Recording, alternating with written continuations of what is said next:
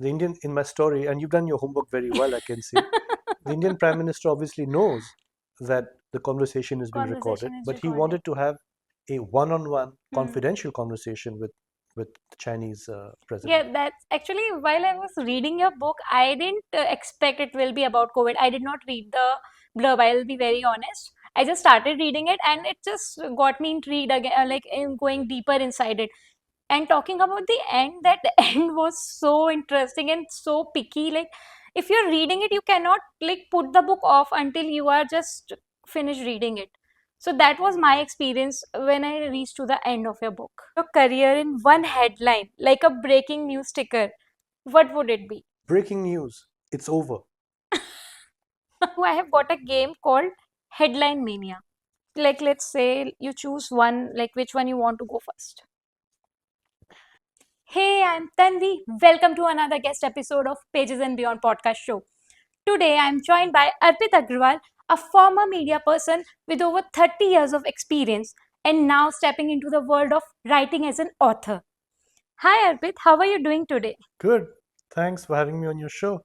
Yeah, that's an absolute pleasure for myself.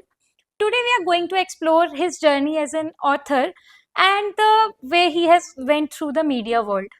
But before we dive into details, why don't you talk about your journey as a in the media world and how did you get the inspiration to become an author? Well, I wouldn't know where to start from. I joined television in 1995 um, with NDTV, and I was there for about 7, 8 years. And um, it's been a very rewarding journey. And I couldn't have asked for a better opening than with NDTV because it's the ultimate media school. It's given birth to a whole bunch of television professionals like Rajdeep, Srinivasan Jain, uh, Ornob, of course, Barkha, and so many more. And I was very fortunate to have worked with some of them and got trained by that system. And I have, through my entire journey, only stuck with television. But I moved genres within television. So it started with news and entertainment, news and current affairs rather, and then I moved to factual entertainment in Singapore, and then I came back to India in 2008, and then it's been fiction with Balaji and unscripted entertainment with Fremantle. And then I also worked with a very famous Israeli company, distributing their international shows in South Asia. So all of this has been, uh, you know, 30 years, a very interesting experience. I'm one of the few in India who've transitioned from multiple genres. Multiple genres, and in fact, you have worked with big names like NDTV, Balaji. So how does it feel like different from other media industry, like media companies? Well, I can only share my experience where I've worked. I'm not in a position to compare. Hmm. All I can say is that the news genre is vastly different from the entertainment world, and I feel quite privileged to have worked in both of Both them of them, at a right? national That's level. that's amazing. Like your journey has been, I believe it will be a roller coaster ride throughout, with fun, tension, stress, all the emotions you might have gone through in your entire journey. Yes, absolutely. Absolutely. It's a high stress job, and I wouldn't recommend it to anybody. It's like I always like there are people in my life who will talk about, oh, don't do this. I have done it and it is very like stressful and this and that. You have done it, you have experienced it, and now you're telling others not to try. This is unfair. Yes, never go there. Television is best watched from this side of the screen, and never try and get on the other side and figure out uh, how it works because it's life threatening. Don't do it. So this brings me like an interesting question for you. How is it different to write fiction and writing the real time story in the newsroom?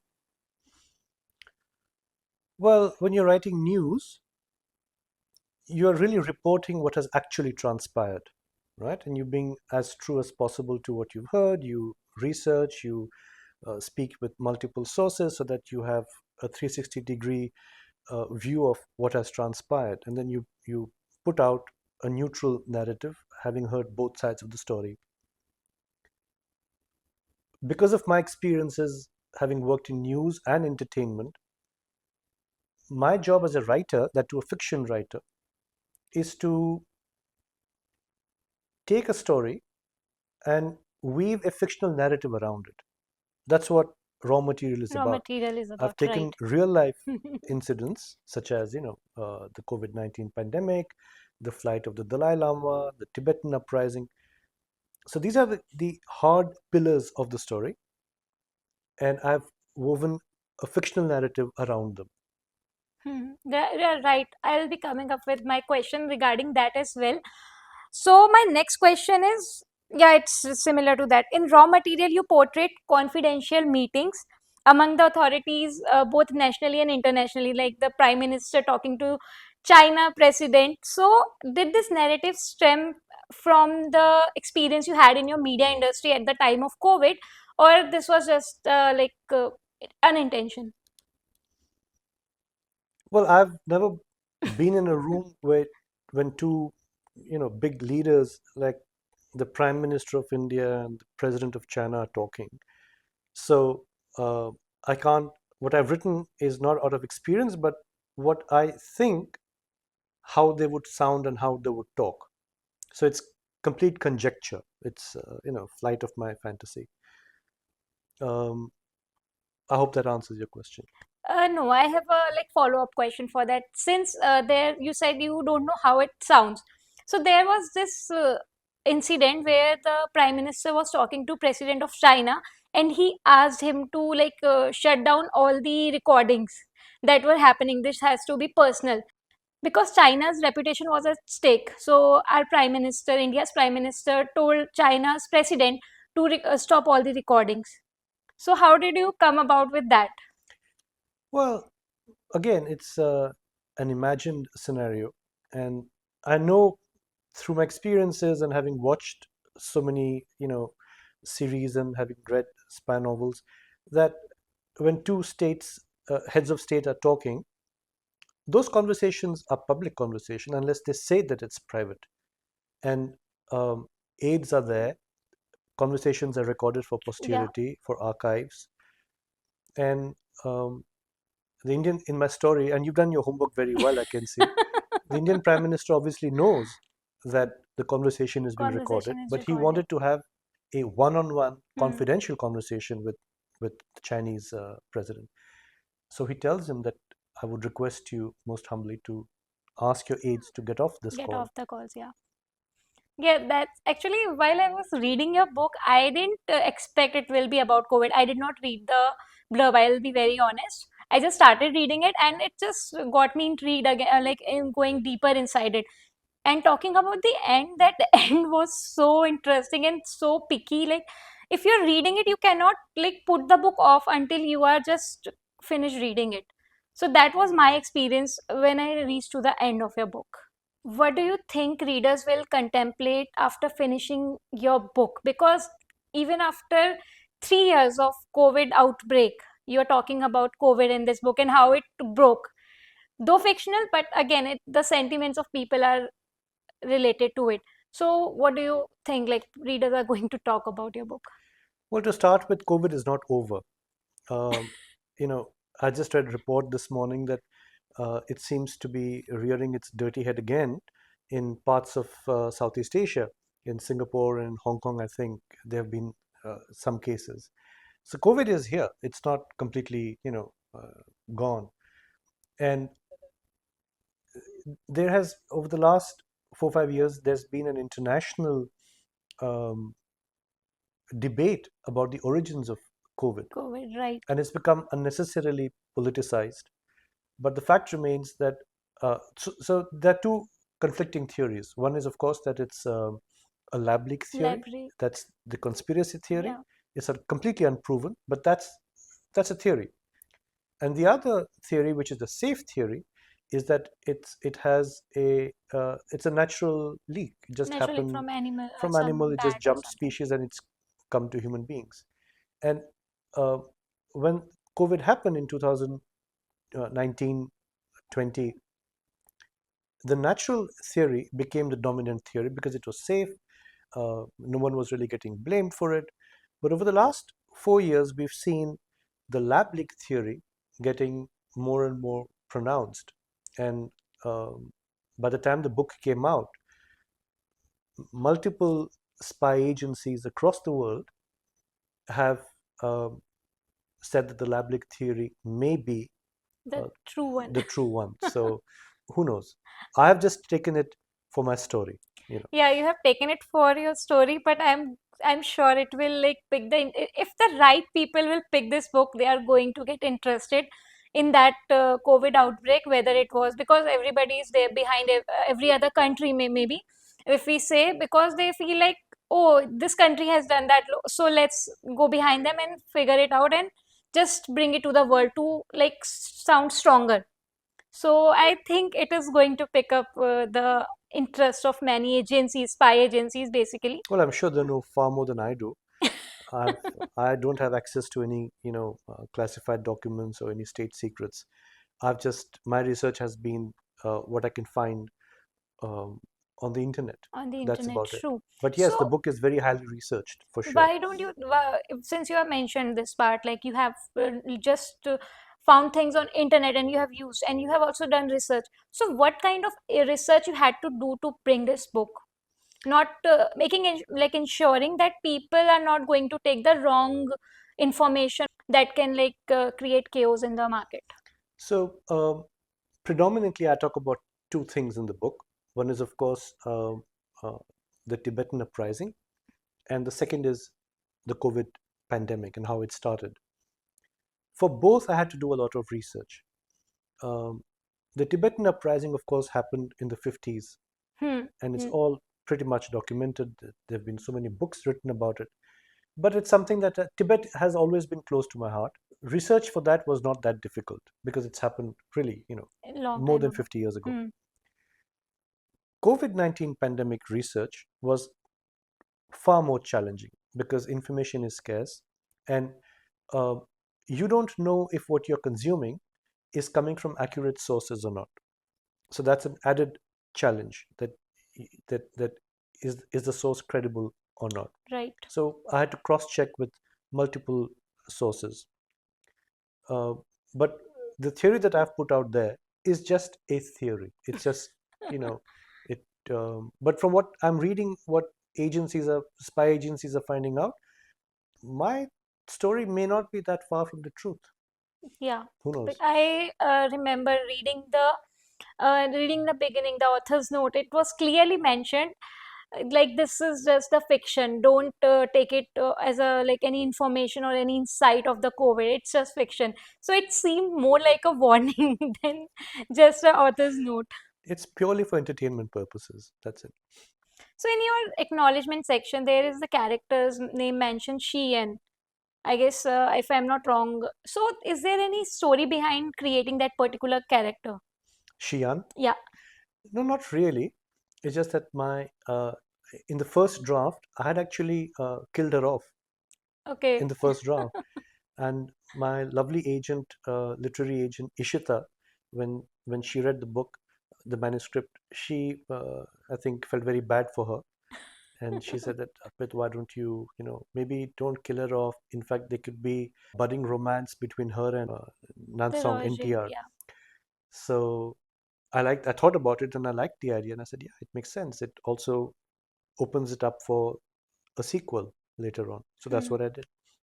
That's amazing. Actually, that just piqued my interest. Like when I was reading it, I was like, she Yan. She was there and she was murdered. She was killed because of no because when she was innocent. She was just trying to help. Yeah, So yeah, that was a character short-lived but made a impact on the but reader. she doesn't die. Xian died. Xi'an doesn't die. The lady that died. What was the name of that lady? No one dies. One lady. Okay, she was like yeah. It appeared she died, but she was alive. Yeah, they kept it. Oh, sorry for that. In the first draft, she had died. Yeah, yeah, yeah. Then Got my it. I agent remember it. suggested that, Yeah. Let's not kill her. Yeah, actually, I was having that impression. Oh, she died then, but she was kept alive to Yeah. get the information. Now I remember. Talking about your guiding principle, unlearn, relearn, and repeat. How has this philosophy helped you in your career, professionally, personally, and how do you think it can help to our audience to follow this principle and work out in their life? Well, it's a maxim that I have picked up purely because uh, of the times that we're living in. You know, things are changing so fast that if you just stick to what you have learned, you will not really get anywhere. Uh, 3 years ago, no one people spoke about AI in a very different context. Yes, And then came ChatGPT, and it's completely taken over our lives. And now it's changed everything. everything has changed. True. It's changed the way we look at life itself, about our tasks, and education has changed.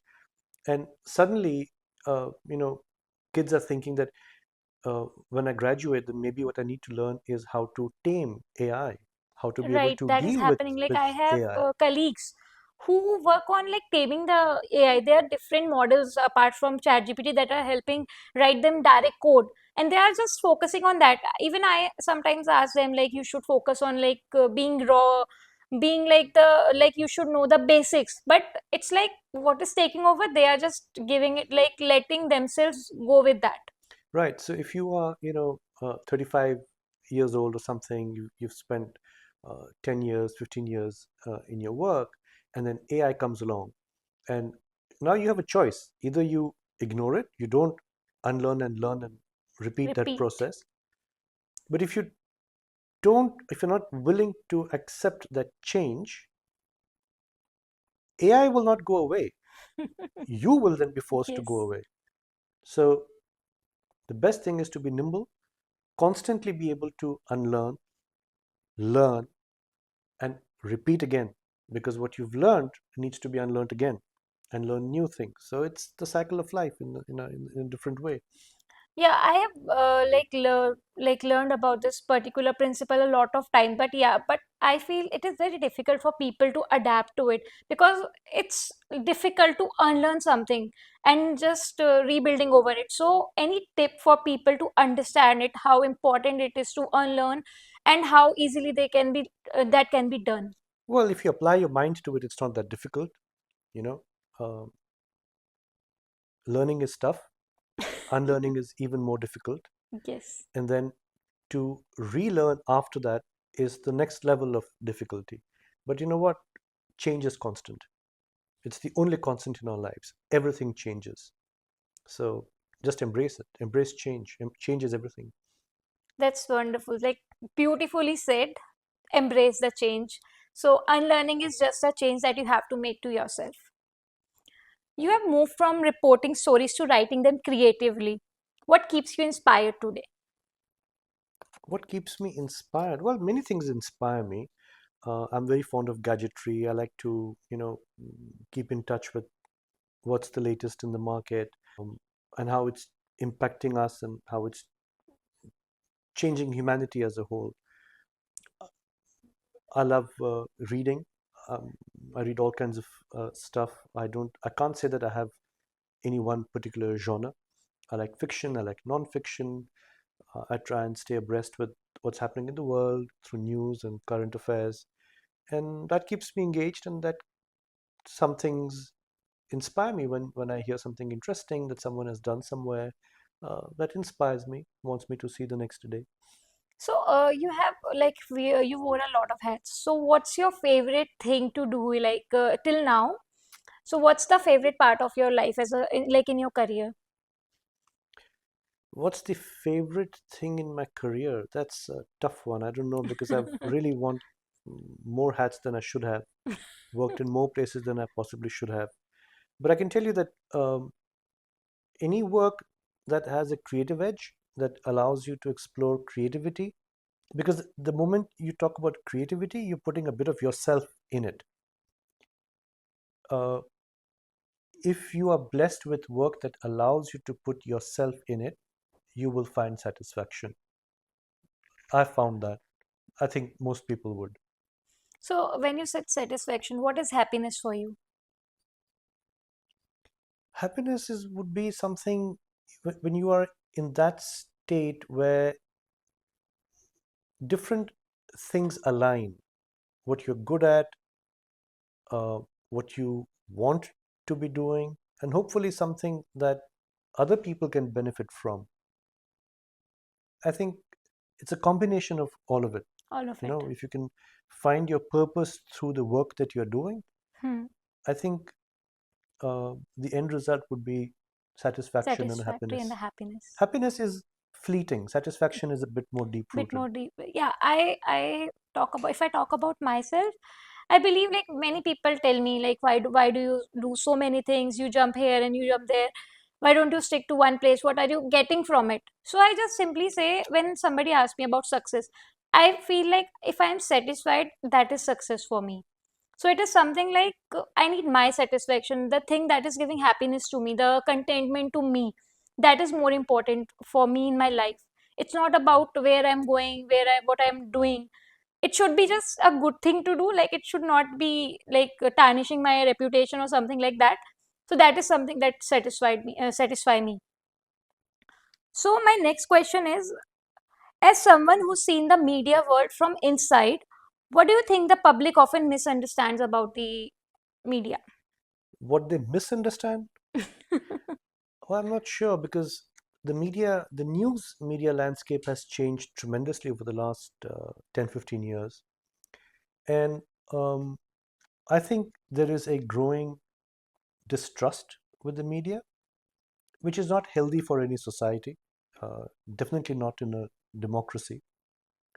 And it's not necessarily a problem in India, it's a problem across the world. Across the world, true. Uh, with the rise of social media, um, people uh, think that they're journalists themselves, and then they, you know, put out their own theories and their own bits of news. Sometimes it's not very accurate. It's what WhatsApp we news call, channel. yeah, there's a, it spawned the WhatsApp University and all kinds of nonsense. So we're living in a world where you need to sift through all kinds of news sources to find out what's accurate.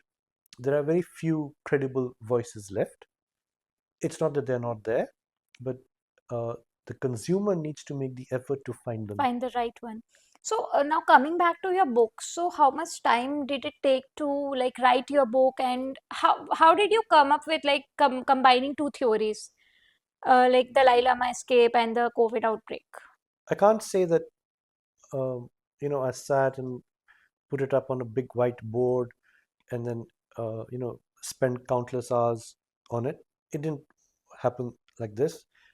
It was just an inspiration. I just felt that this seems to be uh, the most interesting thing to go with, and that's what I did. And as So far as how long it took me to write, well, the it took me a long time, I must say. Took me, I don't know, maybe a year, maybe more than a year, because I there was noticed like there writing, was then a there was career break in your rewriting. career Yeah, for writing the book. I yes, have read it somewhere, I think LinkedIn maybe. yeah. So there was a career break to write this book. So that was something very intriguing again for me, like sitting back and completing that one draft that has been daunting you since years, that you are not putting a lot of effort thinking, no, who will read it and how will it go. So what were your impressions while you were writing book, or you were just resisting to write that one draft? I started writing when I started writing. It's not that I had written a bit and then left it and Hmm. then I was working. No, I was Okay. working and then I stopped. It was a career break and I had a choice. And I said, I think I want to do this. And I plunged into it.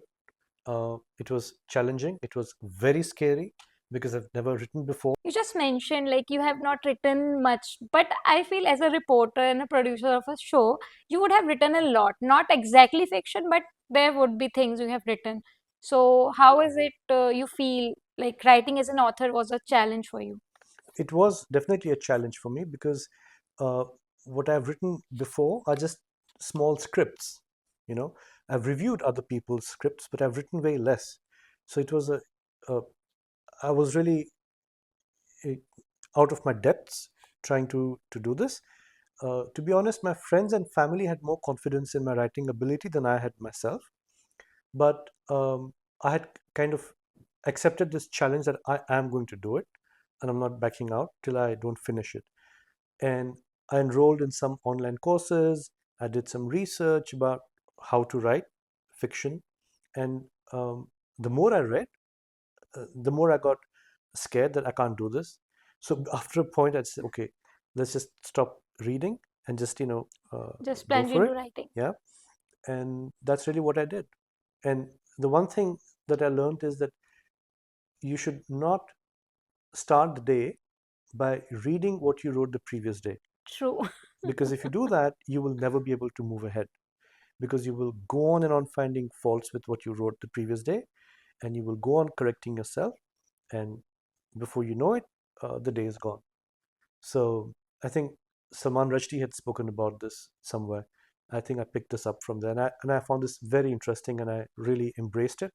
And I think that helped me finish The the first round, manuscript. Yeah. like I'll tell you my experience. Like I haven't published any fiction work yet, but I have worked in non-fiction and poetry. So even with poetry and non-fiction, I felt like if I'll keep reading with while I'm writing, I won't be able to finish that draft. Like right now, I'm working on my non-fiction book and I'm struggling to come back to it because again and again the thoughts are coming. Oh, this is not good. I have to edit this. I have to do this.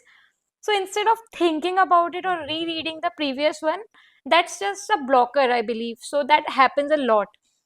And we have to just first we have to focus on writing that first draft. Once that is written, then only we can work on edit work and focus on the final draft. So that is how I think everybody has their different ways of understanding it. So coming from you also, like you don't have to read it from the past while you're writing ahead. So this is something a useful point I believe now because everybody is following that approach. So that is how things go while you're writing or you're focusing on finishing your first draft. So what do you think like how your book will do in like how is it doing in the market as per you? I wouldn't know. No one tells me anything. I just know that it's out there. It's available on Amazon. It's available in bookstores now. It's available on Kindle all over the world. But I have no idea how well it's doing. I just know that friends, family keep calling me and saying that they've purchased it. So I really wouldn't know. Since you are into media, I have this very interesting question for you. I'm sure you are going to have a hard time answer this. If you had to describe your career in one headline, like a breaking news ticker, what would it be? My career as a breaking news. Wow. Breaking news. It's over. Why? Probably that. I don't know because I'm not in television anymore. I've written a book and I'm more exploring other things. So yeah, I guess that's breaking news. It's over. What's At over? least for now. Like the career or what is it? My association with television media. Oh, okay. You are just relating it to media, like as a career. But as a whole, your life in as a whole, what will it be? Since you have like stepped into a new Well then, arena. well, it's a new phase that I'm exploring. As you said earlier, that I've worn many hats. Well, here's a new hat. So Oh, that's interesting. so then maybe the breaking news is look, another hat. So this has been an insightful and a thought-provoking discussion, but it does not end here. I have got a game for you. Actually, whenever I take go for a podcast with a guest, I try to make it more engaging for them, like relatable for them. So for you, I have got a game called Headline Mania. Headline mania. Yeah. Okay. So in that game, I'll present you a card with some headlines and ask you a question, and you have to answer with your experience as a media professional, author, like thriller writer, and digital marketer. So, like, let's say you choose one, like, which one you want to go first. You can read it.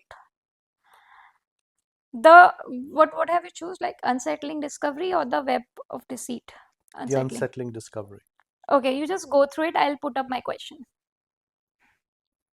Okay. Yeah. Can I ask my question? Yeah. Okay. If these three headlines are a hint of story plot, which would you find most compelling to present to an audience? I think I'd go with the third, which is beneath the surface, because really that's where life is. Like what you see is not really what you get. You need to uh, very often peel layers and layers of anything to get to the truth, to get to know where the thing that you are seeing on the surface actually comes from, how deep its roots are, what its influences are, and how it impacts people.